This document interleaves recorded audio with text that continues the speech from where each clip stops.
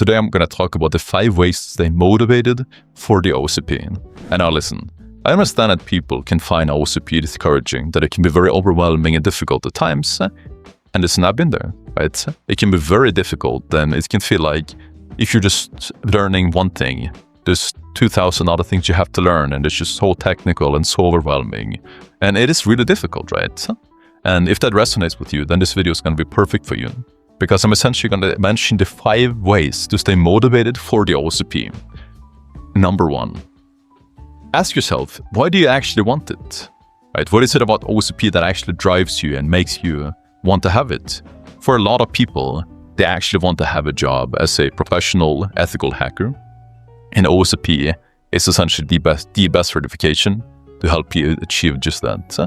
So that is one very common reason, and in my opinion, a very good reason as well, to essentially stay motivated and actually want it enough, right? That's number 1.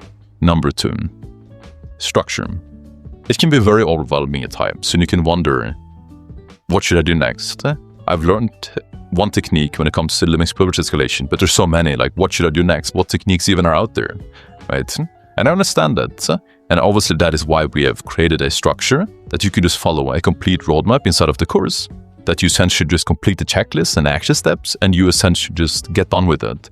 And that helps a lot, okay? It's something that I would absolutely love to have when I was doing the OSCP myself, because for me at least, and I am sure that a lot of people could resonate, just having an actual structure, an actual roadmap to follow, instead of just blindly hoping that what you're doing is working, just blindly doing rooms and hoping that that's going to help a lot, you know. That is definitely something that can help a lot with motivation, and it's incredibly useful, and I would highly recommend it, right? That's number 2. Number 3 is essentially to see incremental improvement. When you're getting better at something, and you can actually see that, you can actually tick off a checklist, and you can actually see that, oh, this was so overwhelming to me at some point, and I could just not do it even if I wanted to. And now it's just muscle memory, right? I've gotten feedback on myself when I'm doing machines, just people like, you're just jumping around your notes so quick, and you just kind of like know what to do. Well, that's just because I've done it so many times. And I've essentially gotten incremental improvement over and over and over and over again. So that, to me, a lot of things are just muscle memory, right? But they weren't always like that. And this just happens over time, and this is something that's helped me a lot to stay improving, because I can see the improvement, and I could see myself growing, and I could see myself getting closer and closer to my goals, right? So that's very motivating.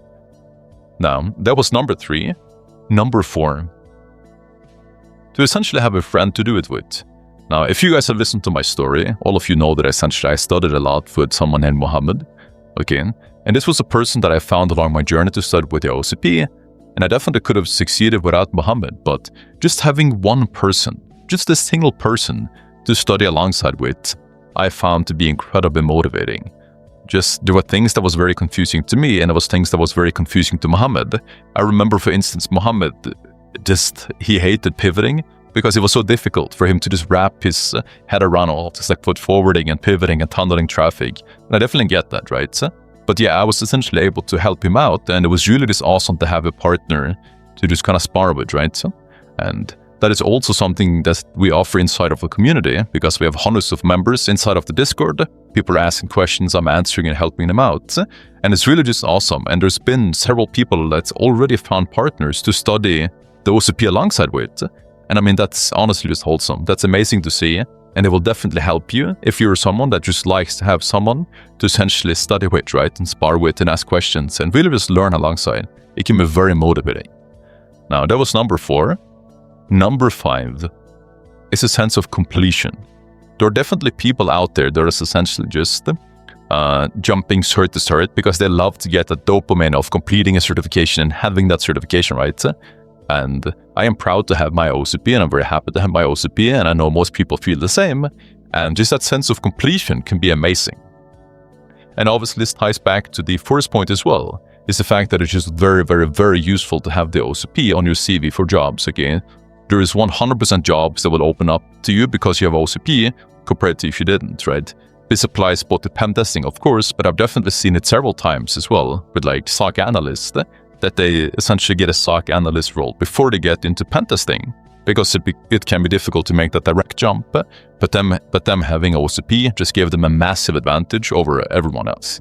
Okay, so those were the 5 ways to stay motivated for the OSCP, and I really hope that you enjoyed it. If you want to check out the course for free, you can do that by the link down below, and have an awesome day.